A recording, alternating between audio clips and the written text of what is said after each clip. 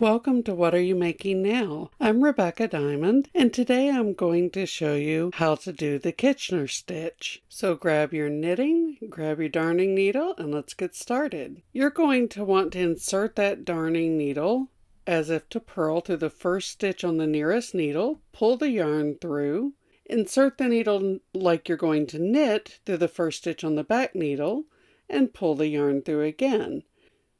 The good news is this is easier to do than it is to describe. Just insert that needle like you're going to purl, pull the yarn through, and then on the back needle, insert your darning needle like you're going to knit the stitch and pull the yarn right through. You only have to do this setup row once, and then we'll move right into the regular Kitchener stitch. The Kitchener stitch goes like this: knit off, purl on, purl off, knit on.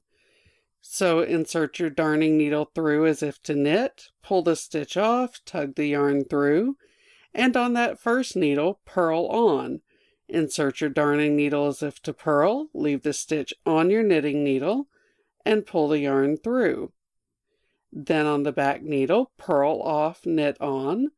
So insert your needle as if to purl, tug the stitch off the knitting needle, and pull the yarn through.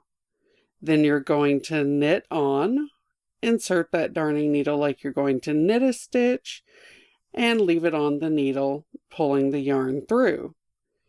Every now and again, you'll need to just tighten your yarn up, give it a little tug. Don't worry about how this looks at first as you're going. The first few stitches are going to be loose, and that's okay.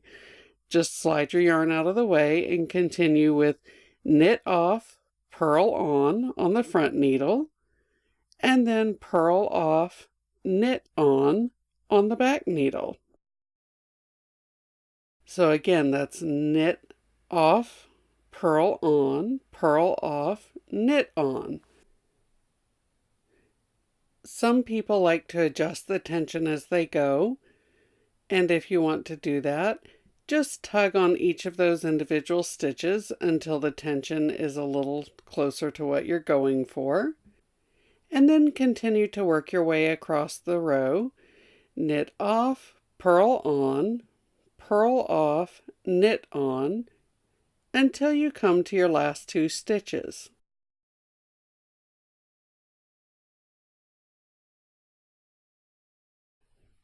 And when you reach those last two stitches, you're going to knit off and then purl off, and that will bring you to the end of the Kitchener stitch.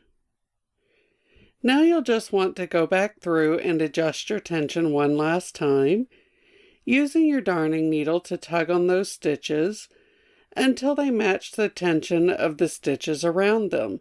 This will give you that nice seamless finish that the Kitchener stitch is so well known for. As you can see, it looks like the knitting simply continues right around the edge, and on the inside, it fits right in with no gaps. And that's how you do the Kitchener stitch. It's just that simple. Thank you for watching, and be sure to subscribe for more tutorials.